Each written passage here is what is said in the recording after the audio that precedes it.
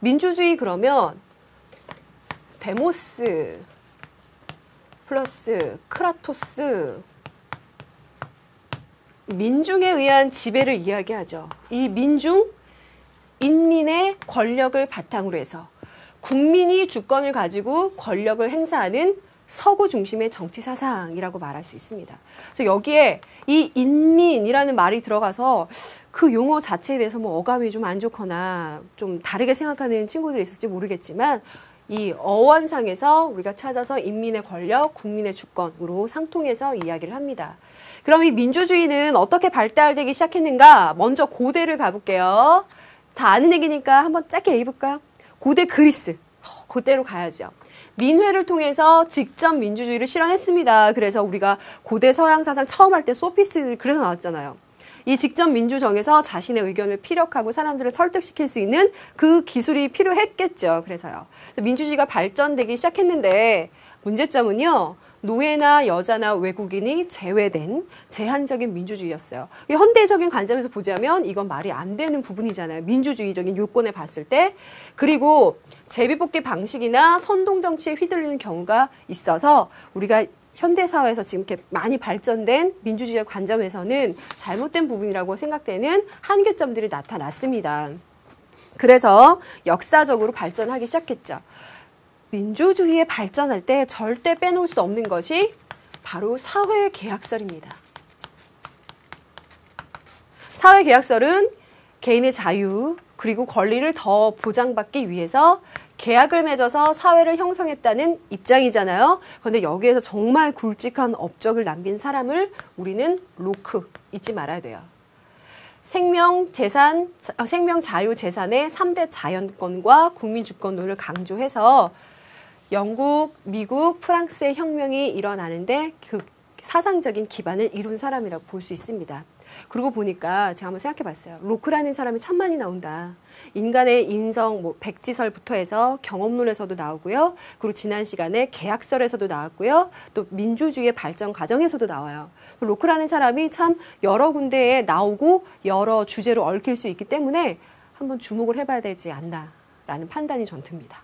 자, 그럼 다음 현대 사회에서는 시민의 권리, 의무가 조화를 이루어야죠. 너무나 당연한 얘기예요. 그런데 우리 현대사회 조직 자체가 너무 많이 커지고 인구들이 많아져서 우리가 채택하고 있는 민주주의 방식은 뭐죠? 대의 민주주의입니다. 우리의 대표를 선발해서 그들이 우리의 의사를 반영하게끔 이렇게 하고 있죠. 그런데 문제점이 있어요. 대표를 선발해서 하다 보니 우리 국민들의 참여의식이 많이 낮아지는 문제점들이 발생하기도 하죠. 그래서 극복 방안으로 필요한 것이 참여민주주의, 심의민주주의, 절차적 민주주의라는 제도를 통해서 국민들의 참여의식이나 그런 절차를 잘 마련해야 된다라고도 말하는데요. 그런 것들이 시험에 나오거나 하진 않았어요. 나오진 않았는데 이 부분은 나온 적이 있어요. 전자민주주의. 그러면 전자민주주의라는 용어가 나오나요? 아니요, 안 나와요. 그런 용어 자체가 중요한 게 아니라 우리는 항상 그거잖아요. 개념을 가지고 유추해서 생각해 보는 게 중요한 거잖아요. 이걸 가지고 두 가지를 유추해 보는 거예요. 함께 생각해 볼까요?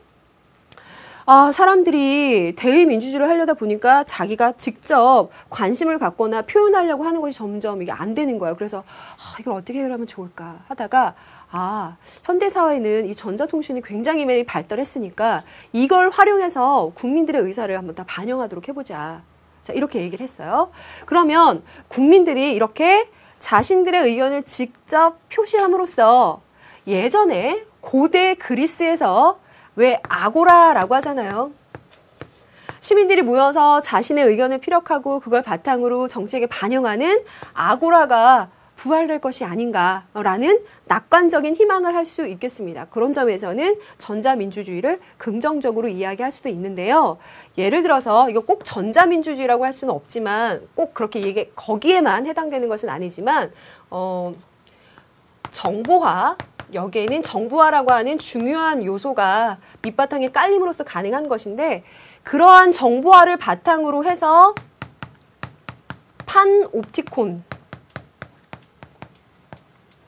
이것이 부활되는 것이 아닌가라는 걱정을 갖기도 합니다. 이건 정부와의 관련돼서 알아주세요. 이것이 가능하게 된 예를 들어서 판옵티콘, 모든 것을 옵티콘, 본다, 볼 수 있다는 뜻인데요. 벤담이 고안한 원형 과목이에요.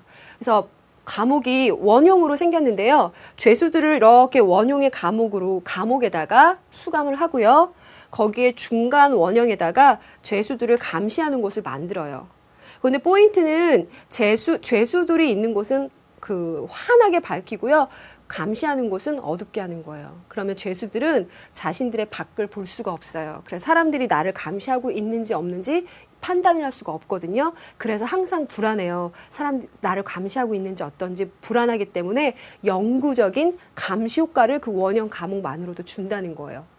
근데 그 권력을 만약에 시민들이 아니라 정부기관이나 다른 집단이 가졌을 때 오히려 그 정보화의 권력에 시민들이 항상 감시당할 수도 있다는 겁니다. 그러니까 여기에서도 정부화가 발달되고 전자민주주의가 되더라도 국민들이 참여하겠다라는 의식이 없으면 오히려 거기에 시민들이 감시당할 거라는 거예요. 그러니까 꼭 참여의식을 가져라 라는 말이죠. 주인된 마음을 가져라. 그래서 이렇게 얽혀서 얘기를 드렸습니다. 이 논리를 알겠죠? 네. 이런 것들은 시험 문제에 나온 적이 있어요. 그래서 한 번쯤은 들어두고 이해를 해두면 참 도움이 될 것 같아요.